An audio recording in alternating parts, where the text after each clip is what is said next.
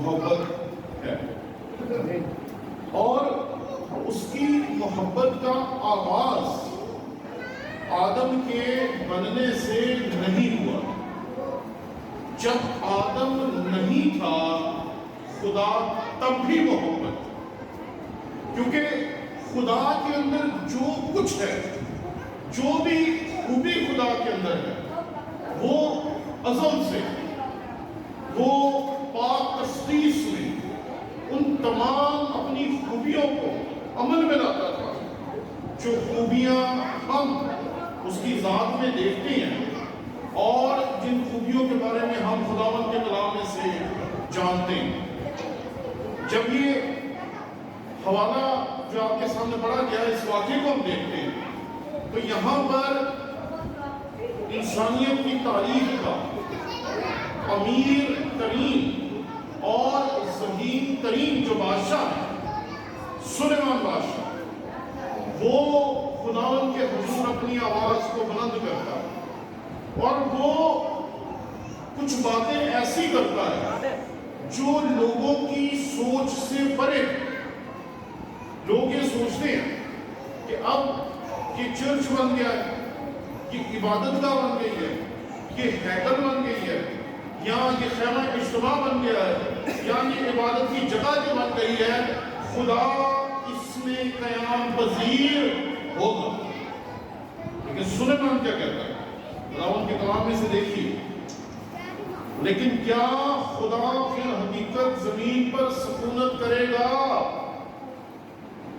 خدا جو لامحدود ہے، خدا جس کی کوئی حد نہیں، خدا جو آسمانوں کے آسمانوں میں سما نہیں سکتا، اس کے بارے میں سلیمان کہہ رہا ہے کہ کیا تو اس گھر میں رہے گا؟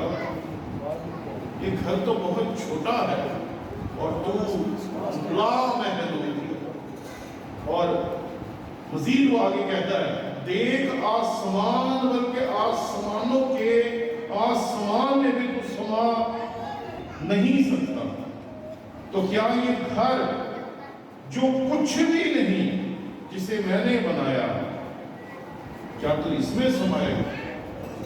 وہ اس حقیقت کو جانتا ہے کہ خدا جو ہے وہ لامحدود ہے اور اسے کسی جگہ پر قید نہیں کیا جا سکتا۔ وہ ازل ہی سے محبت ہے، وہ پاک تسلیس میں اس خوبی کو رکھتا تھا، اور جب انسان کو اس نے تخلیق کیا تو پھر ایک لفظ ہے جو بڑا اہم ہے۔ خدا نے جب بھی یہ لفظ کسی کے لیے استعمال کیا، نہ صرف اس انسان کی زندگی بدلی بلکہ اس انسان نے اس دنیا کی زندگی بدل کے رکھ دی، یا اس دنیا کو بدل کے رکھ دی۔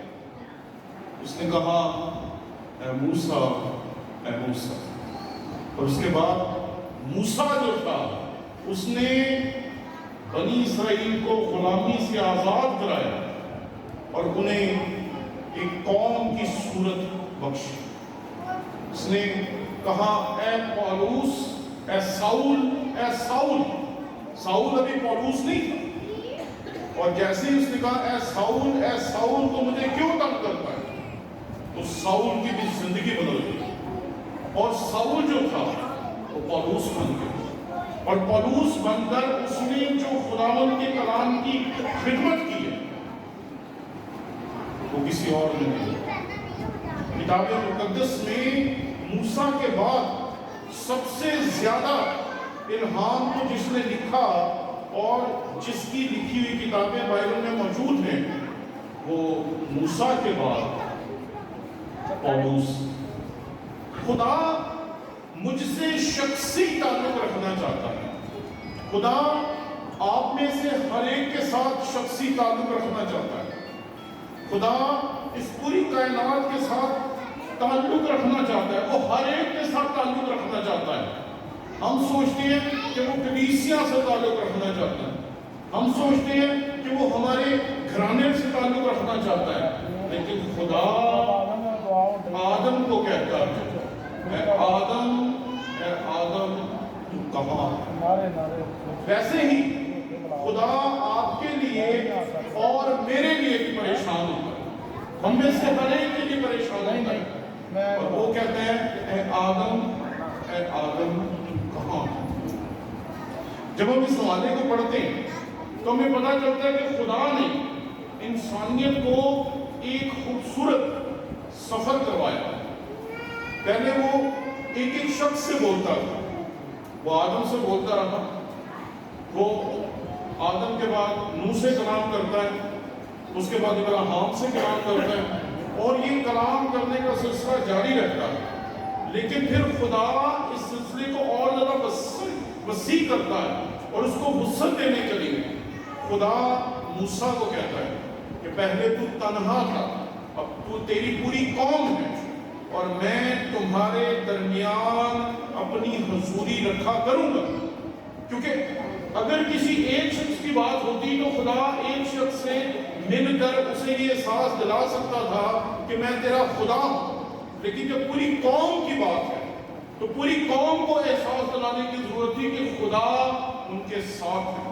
اور پوری قوم کو احساس دلانے کے لیے خدا موسیٰ کو کہتا ہے کہ تو خیمہ اجتماع بنا. اس خیمے پہ میری حضوری آیا کرے گی, اس خیمے پہ میری حضوری ٹھہرا کرے گی, اور سب لوگ جان پائیں گے کہ میں تمہارے درمیان ہوں. اور آپ جانتے ہیں کہ جو حوالہ ہم نے پڑھا یہ انسانیت کو اس سے بھی آگے لے کے جاتا ہے. موسیٰ کے دور تک ان کے پاس صرف خیمہ اجتماع تھا, اور موسیٰ کے دور سے لے کر داؤد کے دور تک ان کے پاس خیمہ اجتماع ہی تھا. لیکن داؤد کو خدا کہتا ہے کہ تو میرے لیے ہیکل بنانا, وہ سب کچھ جمع کرتا ہے. لیکن پھر خدا اسے کہتا ہے کہ تو سب کچھ جمع تو کر سکتا ہے لیکن ہیکل تیرا بیٹا بنائے. اور پھر آپ جانتے ہیں کہ جب ہیکل سلیمانی بنتی تو تب کا یہ واقعہ ہے جب یہ دعا کی جاتی ہے. تو جو سلیمان کی ہیکل ہے وہ آپ جانتے ہیں کہ تباہ ہونے تک تمام یہودی جو قوم تھی وہ چاہے کہیں بھی بستے تھے, چاہے وہ اسرائیل میں تھے, چاہے وہ یروشلم میں تھے یا یروشلم سے باہر تھے, چاہے وہ اپنے علاقے میں تھے یا دیگر اقوام میں تھے, وہ جہاں بھی تھے وہ سب ہیکل کی طرف منہ کر کے عبادت کیا تھا. کیوں؟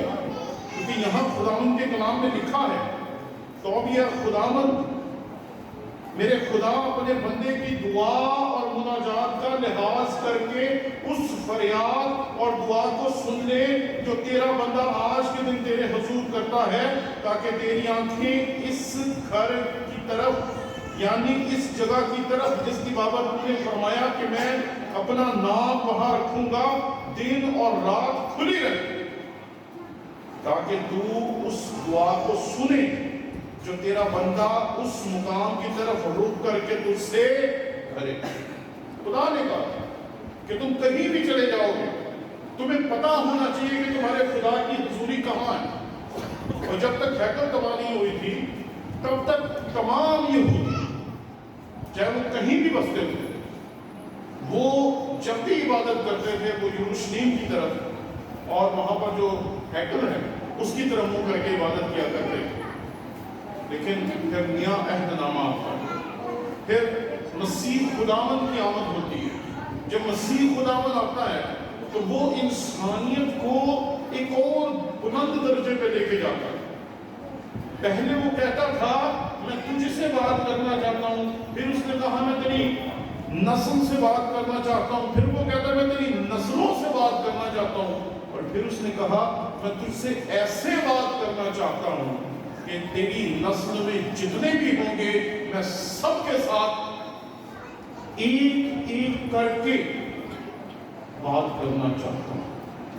اور پھر آپ جانتے ہیں کہ پولوس ہمیں بتاتا ہے کیا تم نہیں جانتے کہ تم روح قدس کا مقدس ہو اور خداوند کا روح تم میں بسا ہو. لیول اور وہ خدا 3 دن 3 رات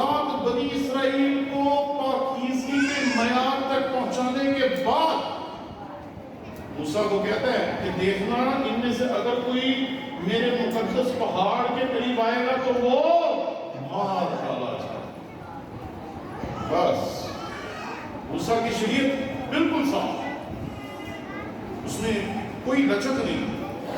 لیکن جب ہم نئے عہد نامے میں آتے ہیں اور مسیح خداوند کو دیکھتے ہیں، مسیح خداوند انسانیت کے رتبے کو بلند کرتا ہے اور وہ یہ کہتا ہے کہ پہلے جسے تم پہاڑ پہ دیکھتے تھے، پھر اس کی حضوری کو تم نے خیمہ اجتماع پہ دیکھا، پھر اس کی حضوری کو تم نے ہیکل میں دیکھا، اب اس کی حضوری تمہیں دکھائی نہیں دے گی اور نہ ہی تمہیں اس کی حضوری کو دیکھنے کی ضرورت. کیوں؟ کیونکہ جس کے ساتھ خدا بات کرے گا اسے خود پتا کر دے گا کہ خدا کا روح مجھ میں بسا ہوا. لیول ہی بدل دیا اس نے. انسان کی عبادت کا جو طریقہ کار تھا وہی بدل دیا خدا. آج ہم کہیں بھی ہوں، کس حال میں بھی ہوں، ہمارا یہ ایمان ہے کہ جب بھی ہم خدا کو پکارتے ہیں تو وہ ہم سے کلام ضرور کرتا ہے.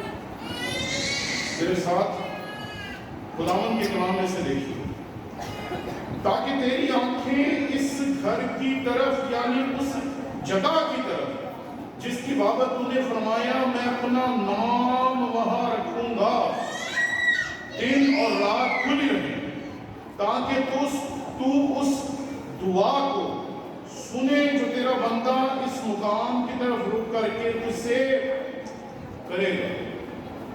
دیکھیں جی، نام کی بڑی بات ہوتی ہے. اگر آپ نام کی بات سمجھنا چاہیں تو اس سے سمجھ سکتے ہیں کہ قومیں اپنے خدا کے نام سے کہلاتی ہیں. جب یونا کشتی میں چڑھ جاتا ہے اور کشتی جو ہوتی ہے ہچکولے لینا شروع ہو جاتی ہے تو لوگ اس کے پاس آتے ہیں اور کہتے ہیں بھئی تو کون ہے جو سو رہا ہے؟ ہم سب تو ڈوبنے کے قریب ہیں اور تو سو رہا ہے، سو کیوں رہا ہے؟ وہ اسے اٹھاتے ہیں اور پوچھتے ہیں بھئی تو کس خدا کو مانتا ہے؟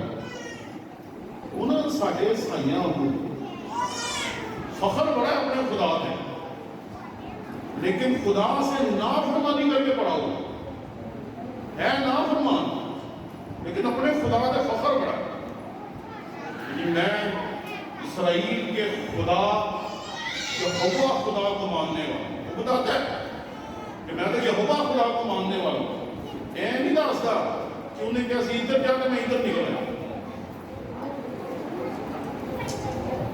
وہ خدا کی نافرمانی کر کے پڑا ہوا ہے لیکن پھر بھی اسے اپنے خدا کے نام پر فخر ہے. قومیں فخر کرتی تھی اپنے خدا کے نام پر کیونکہ وہ یہ سمجھتی تھی کہ ہمارا خدا جو ہے وہ ہمارے لیے سب کچھ کر سکتا ہے. جب آپ خداوند کے کلام میں بار بار خدا کے نام کا ذکر پڑھیں گے تو آپ کو پتا چلے گا کہ بنی اسرائیل ایک دور میں آ کر اپنے خدا سے اتنے ڈرنا شروع ہو گئے تھے کہ وہ خدا کا نام ہی نہیں تھے لیتے، کیونکہ خدا نے کہا تھا کہ تم میرا نام بے فائدہ نہ لینا. انہوں نے کہا کہ اے نہ ہے کہ ناپاکی خدا کا نام ساڑھی زبان پہ آ جائے، کسی گناہ کی حالت میں ہماری زبان سے خدا کا نام ادا ہو جائے، کسی غلط طریقے سے ہم خدا کا نام لے لیں اور ایسا نہ ہو کہ ہمارا وہ گناہ ہماری ہلاکت کا باعث ہو. انہوں نے کہا کہ بھئی یہ نام ہی نہیں لیتے. تو انہوں نے جب بھی خدا کا نام لینا انہوں نے کہنا جی اس نام میں بس. اور جو غیر یہودی تھے وہ سمجھ جاتے تھے کہ یہ یہوہ کا نام لے لیں کیونکہ یہ یہوہ کا نام نہیں لیتے. اتنا ڈر تھا. لیکن جب ہم نئے عہد نامے میں آتے ہیں دور بدل جاتا ہے. کہتے ہیں میرے نام میں تم جو کچھ مانگو گے تو تمہیں دے دیا جائے.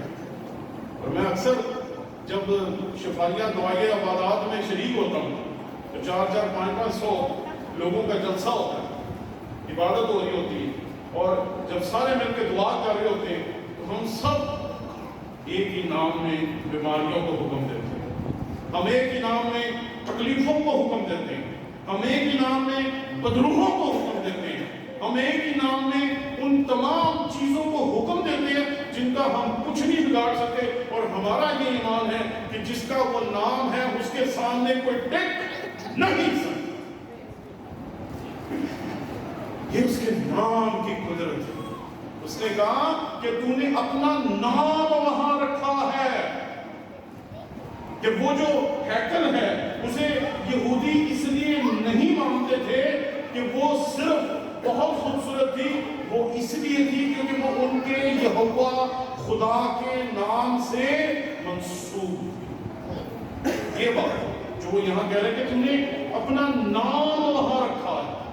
اور دوسری چیز، تیری آنکھیں اس گھر کی طرف، یعنی اس جگہ کی طرف جس کی بابت تم نے فرمایا کہ میں اپنا نام وہاں رکھوں گا، دن اور رات کھلی رکھوں۔ کہتا خدایا اپنی آنکھیں دن اور رات وہاں لگا کے رکھنا، دن اور رات، تاکہ جب بھی کوئی تجھ سے مانگے اس کی دعا تو سنے۔ یہ وہ کہتا ہے کہ کسی بھی پہر میں، یہ دراصل ایک محاورہ ہے، ٹھیک ہے نا، جیسے ہم صبح شام کہتے ہیں، رات دن کہتے ہیں، اسی طریقے سے وہ کہہ رہے ہیں کہ دن اور رات 24 گھنٹے، جب بھی ہم درخواست کریں، جب بھی ہم دعا کریں، جب بھی ہمیں ضرورت پڑے کہ ہم تجھے پکار سکیں، خداوند تو ہر وقت اپنی توجہ اس عبادت گاہ کی طرف رکھنا، تاکہ جب بھی ہم اس کی طرف منہ کر کے دعا کریں تو ہماری دعا کو سنے۔ دعا کا کوئی وقت تھوڑی ہوتا ہے، دعا کی تو کبھی بھی ضرورت پڑ جائے۔ کئی مرتبہ ایسا ہوتا ہے کہ آپ کسی ویرانے میں سے گزرے ہوتے ہیں اور ڈھک لگنا شروع ہو جائے۔ کبھی آپ کسی ایسی جگہ پہ ہوتے ہیں جہاں آپ کو لگتا ہے کہ ہمارے پیچھے ڈاکو لگ کے، تب ٹائم تھوڑے دیکھتے ہیں، جب دعا کا وقت ہے یا نہیں وقت، آپ اسی ٹائم کہتے ہیں خداوند ہمیں، جب کوئی آئی سی یو میں پڑا ہوتا ہے اور آپ کو کہا جاتا ہے کہ ذرا اس کے لیے دعا کریں، تو ہم ٹائم تھوڑی دیکھتے ہیں کہ دعا کا ٹائم دیا کہ نہیں۔ ہمیں پتہ ہے کہ ہمارا خدا رات اور دن ہر لمحے ہماری سننے کے لیے تیار ہے، جب بھی اس سے مانگیں گے وہ ہماری سنے گا۔ اس کے نام کی قدرت ایسی، اس نے کہا تھا کہ میرے نام میں جو کچھ مانگو گے وہ تمہارے لیے کر دیا جائے گا۔ یہی بات ہے جو یہاں پر خدا کا بندہ ہیکل کے بارے میں کہا۔ اور اگلی آیت کو ہم دیکھتے ہیں، خداوند کے کلام میں یہاں پر لکھا ہے، اور تو اپنے بندے اور اپنی قوم اسرائیل کی مناجات کو جب وہ اس جگہ کی طرف رک کر کے کریں سن لینا، بلکہ تو آسمان پر سے جو تیری سکونت گاہ ہے سن لینا، اور سن کر معاف کر دیا۔ اب بات کر رہا ہے وہ کہ خداوند ہم نے جو چرچ بنایا، جو عبادت گاہ بنائی ہے، جو ہیکل بنائی ہے، ہم اس کی طرف جب بھی منہ کریں تو تو سن لیا کرنا۔ اب جیسے سلیمان یہ دعا کرتا ہے یا یہ بات خداوند کے حضور رکھتا ہے، اسے اچانک یاد آتا ہے کہ میں جس خدا کی بات کر رہا ہوں اسے زمین پہ آنے یا آسمان پہ رہنے کی ضرورت ہی نہیں ہے۔ ہمارا خدا لامحدود ہے، وہ جس وقت آسمان پہ ہے اس وقت زمین پر بھی ہے، وہ جس وقت آسمان پہ بھی ہے ہماری عبادت گاہوں میں بھی ہے، وہ جس وقت آسمان پہ ہے وہ ہمارے اندر بھی ہے۔ اور وہ ایک دم سے جب اس بات کو یاد کرتا ہے نا تو اس کی دعائیں بدل جاتی ہے، اور دعا جو بدلتی ہے تو وہ نہیں کیا کہتے ہیں، تو آسمان پر سے جو تیری سکونت گاہ ہے وہیں سے سن لینا۔ ہم نہیں تیرے انتظار کر رہے کہ کب تو نیچے آئے گا اور ہماری دعا سنے گا۔ میں نے یہ دیکھا کہ اکثر مندروں میں نا گھنٹی لگی ہوتی ہے. تو مجھے کسی نے بتایا, مجھے پتا نہیں ہے, لیکن کسی نے مجھے بتایا کہ ہندو گھنٹی اس لیے بجاتے ہیں تاکہ ان کا جو دیوتا ہے نا وہ اس کو پتہ چل جائے کہ کوئی آیا.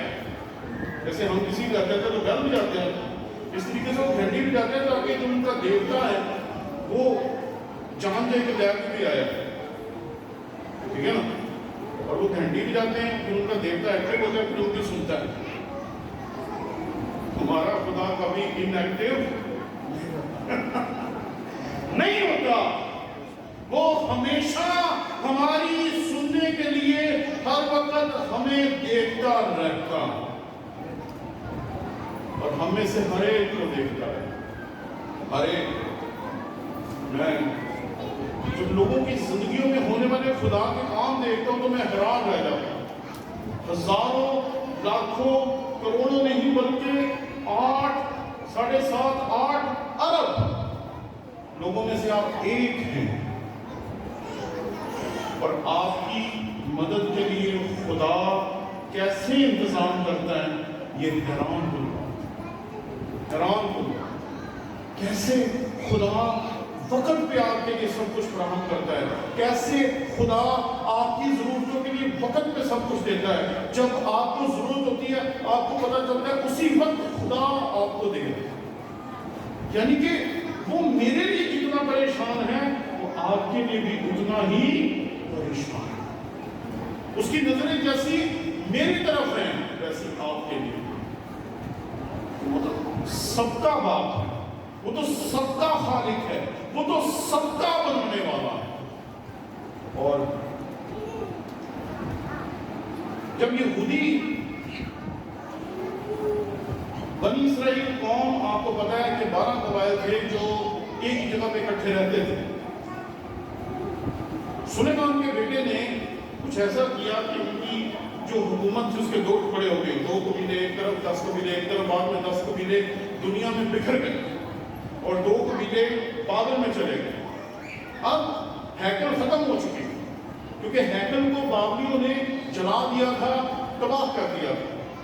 تو اب ضرورت تھی کہ کہاں وہ عبادت کرے, کیونکہ یہ بات یاد رکھیں کہ چاہے بندہ کسی بھی مذہب سے تعلق رکھتا ہو اسے دعا کی ضرورت ہوتی ہے, اسے خدا سے تعلق رکھنے کی ضرورت ہوتی ہے, چاہے وہ خدا کا کوئی بھی نام نہیں. تو یہودیوں نے سوچا کہ اب ہیکل تو ہے نہیں تو ہم کیا کریں.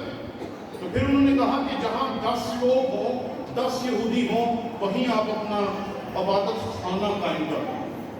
اور مزے کی بات ہے کہ مسیح خداوند نے جب لوکا کی انجیل اس کے 4 باب میں جا کر تلاوت کی تھی تو مسیح خداوند نے جو حوالہ پڑھا تھا یسایہ کا وہ کسی ہیکل میں نہیں بلکہ عبادت گاہ میں جا کر پڑھا تھا. اور عبادت گاہ کہاں سے آ گئی؟ کہ جب ہیکل ختم ہو گئی تو پھر جو دوبارہ ہیکل بنی اس سے زیادہ اہمیت لوگ دیتے تھے اپنے گلی محلوں میں بنے ہوئے عبادت گاہوں. وہ ان عبادت گاہوں میں جا کر خداوند کی پرستش کرتے تھے, عبادت کرتے تھے. عبادت میں بہت سی چیزیں شامل ہیں. یہودی جب جاتے تھے تو وہ جا کر خداوند کے لیے آپ کی اور میری طرح ہماری عبادت اور یہودیوں کی عبادت کا طریقہ کار بالکل ایک جیسا. جیسے آپ جاتے ہیں, آپ بلاہٹ کا زبور پڑھتے ہیں, اس کے بعد آپ زبور گاتے ہیں, اس کے بعد آپ کتاب مقدس کی تلاوت کرتے ہیں, اس کے بعد کتاب مقدس کی تلاوت کے بعد اس کی تشریح اور تفسیر سنتے ہیں, اور آخر میں جب سب کچھ ہو جاتا ہے تو آپ ایک قوی دعا پڑھتے ہیں اور کلمات برکت کے بعد ہم اپنے اپنے گھروں کو روانہ ہو جاتے ہیں. یہودی بھی ایسے ہی کیا کرتے تھے. بالکل ان کی عبادت کا طریقہ کار اور آپ کی عبادت کا طریقہ کار 100% ایک ہی جیسا. لیکن ایک چیز ہے جو آج آپ سب کے لیے بہت ضروری ہے. یہودیوں نے جب ہیکل ختم ہو گئی تو انہوں نے کہا کہ بائبل کس طریقے سے محفوظ کی جائے. انہوں نے اپنے عبادت خانوں میں بندے رکھے جو بچوں کو بائبل کی زبانیں سکھایا کرتے تھے. بچے جو تھے وہ عبرانی سیکھتے تھے، جیسے آج ہمارے ارد گرد لوگ قرآن پاک کو پڑھنے کے لیے عربی سیکھتے ہیں تاکہ اصل زبان میں قرآن پاک کو پڑھ سکیں. اسی طریقے سے قدیم دور میں جو یہودی تھے عبرانی سیکھتے تھے، کیونکہ ان کے پاس جو خدا کا کلام تھا وہ عبرانی میں تھا. چھوٹے چھوٹے بچوں کو 6 سال کی عمر میں بچہ لیتے تھے، 12 سال کی عمر تک اسے تعلیم دیتے تھے تاکہ وہ شریعت کی کتاب کو پڑھنا سیکھے. پھر 12 سال کی عمر سے لے کے 30 سال کی عمر تک وہ اپنے علاقے کے استاد کے ساتھ، ربی کے ساتھ، پادری کے ساتھ یا جو بھی اس کا رہنما ہوتا تھا اس کے ساتھ رہ کے وہ خداوند کا کلام سیکھتا تھا. اور جب 30 سال کا ہوتا تھا اس کے بعد اسے یہ حق ہوتا تھا کہ وہ خداوند کے کلام کے بارے میں کوئی بات کر سکے. آج چرچز میں اس چیز کی بڑی ضرورت ہے. ہمارے بچوں کو خداوند کے کلام کا نہیں پتا. ہمارے لوگ بائبلیں پڑھی ہیں. پہلے ہمارے دور میں جب ہم بچے تھے تو بائبلیں بڑی مشکل ملا کرتی تھی کیونکہ غربت بہت، تو بائبل خریدنے کے لیے بھی پیسے نہیں تھے. لیکن آج ہمارے پاس 3-3, 4-4, 5-5 لاکھ روپے کے موبائل خریدنے کے لیے پیسے ہیں، لیکن آج بھی لوگوں کے پاس بائبل خریدنے کے لیے پیسے منگل نہیں ہوتے نہیں. بھائی صاحب بائبل نہیں لاؤ چاہیے، میں کہنا نہیں دیکھ لو تھے کو کوئی نہ کوئی پھر ہوئے گی. میں کہا جی جہاں بندہ 5 لاکھ کا موبائل خرید سکتا ہے وہ 1500 کی بائبل نہیں خرید سکتا. میں کہتا ہوں کہ ایسے بندے کو بائبل دینی نہیں چاہیے. بھائی آپ خدا کا کلام ہے اور وہ مانگ رہے ہیں، اور جو ضرورت کی چیزیں ہیں وہ خریدنے کے لیے آپ کے پاس پیسے ہیں. چرچ کی ایک ذمہ داری ہے جس کے بارے میں آج ہم سب کو جاننے کی ضرورت ہے. بچوں کو خداوند کے گھر میں لانا بہت ضروری ہے تاکہ بچوں کو پتا چلے عبادت کیا ہوتی ہے. یہ جو بچے بڑی ترتیب کے ساتھ بیٹھ کے خدا کا کلام سن رہے ہیں نا، یہ بچے پہلے بھی چرچ آتے ہیں. اور جو لوگ یہ اندر باہر آ جا رہے ہیں نا، یہ پہلے چرچ نہیں آتے ہوں. اس لیے اس حقیقت کو سمجھیں کہ جب آپ بچوں کو خدا کے حضور لائیں گے انہیں پتا چلے گا کہ چرچ کیا ہے، اس میں عبادت کرنا کیا ہے، اس میں عبادت کیسے کی جاتی ہے، اس میں پرستش کیسے کی جاتی ہے، گیت کیسے گائے جاتے ہیں، کیسے خداوند کا کلام سنیں گے پہلے سنڈے اسکول میں، پھر یوتھ گروپ میں، اور آہستہ آہستہ آہستہ آہستہ جب وہ بالغ ہوں گے تو کوئی انہیں یہ نہیں کہہ سکے کہ تمہیں بائبل آتی ہے. اس لیے اس حقیقت کو سمجھیں کہ چرچ یہ دیواریں نہیں، چرچ یہ چھت بھی نہیں، چرچ یہ بلڈنگ نہیں ہے. چرچ ہے آپ لوگ. اگر بلڈنگ اچھی ہوگی اور ہمارے لوگ خدا کے کلام سے خالی ہوں گے تو کیا فائدہ اس بلڈنگ کا؟ کیا کریں گے ہم ایسی بلڈنگ کا جس میں بیٹھنے والوں کے اندر خدا کا کلام نہیں ہوگا؟ کہ آپ کے کسی بچے کو، بچی کو، بہن یا بھائی کو کہے گا کہ تمہیں بائبل ہی نہیں آتی، پھر ہماری کیا حالت ہوگی؟ لاکھوں روپیہ لگا کے ہم نے خوبصورت بلڈنگ تو بنا لی، لیکن اس کا اصل مقصد کیا ہے کہ بچوں کو اس طریقے سے پرورش کی جائے کہ انہیں خدا کا کلام آ جائے. یہودیوں نے ہیکل کی تباہی کے بعد جب عبادت گاہیں بنائی تو اس کا یہ مقصد، لیکن کیا ہم نے جب اس چرچ کو بنایا اس کے پیچھے ہمارا مقصد صرف بلڈنگ بنانا تھا یا یہاں ایک ایسی جگہ بنانا تھا جہاں بچے آئیں، خداوند کے کلام کو سیکھیں، عبادت کرنا سیکھیں، خداوند کے حضور بیٹھنا سیکھیں، عبادت کریں، دعا کریں، بائبل کو سیکھیں، کلام کو سنیں اور ایک اچھے مسیحی بن سکیں؟ کہتا کہ ہمارا مقصد نہیں ہے. بلڈنگیں تو اس سے بھی خوبصورت موجود ہیں اور خالی ہیں. بہت بڑے بڑے چرچز میں جانا ہوتا ہے اور وہ خالی ہوتی ہیں. کئی مرتبہ بڑا دکھ ہوتا ہے. اتنی بڑی بلڈنگ کا فائدہ کیا ہے جب اس کے بیچ میں کوئی خداوند کا کلام سننے والی نہیں. کیونکہ جب وقت ہوتا ہے کہ بچوں کو کلام سنایا جائے، بہنوں کو، بیٹیوں کو جب وہ بھی چھوٹے ہیں انہیں کلام سنایا جائے، جب وہ بڑے ہوں تو پھر یوتھ گروپ بنائے جائیں، جب اس سے بڑے ہوں تو پھر نوجوانوں کی عبادات رکھی جائیں، جب ان کی شادی ہو تو بھی انہیں کلیسیا کا حصہ بنایا جائے. یہ چرچ کا مقصد ہے. اور اگر چرچ اسی مقصد کو پورا نہیں کر رہا تو جو آخری دعا مانگی سلیمان وہ تھوڑی مشکل ہو جائے گی. کیونکہ یہاں لکھا ہے، اور تو اپنے بندے اور اپنی قوم اسرائیل کی مناجات کو جب وہ اس جگہ کی طرف رخ کر کے کرے سن لینا، بلکہ تو آسمان پر سے جو تیری سکونت گاہ ہے سن لینا اور سن کر معاف کر دے. معافی کیسے ملے گی جب خدا کے کلام کو جانتے ہی نہیں، جب اپنے مسیح کو جانتے ہی نہیں، جب اپنے مسیح سے واقفیت ہی نہیں ہے، اس کے ساتھ کوئی رشتہ ہی نہیں، تو پھر کیسی عبادت، کیسی دعا اور کیسی خداوند کے ساتھ وابستگی.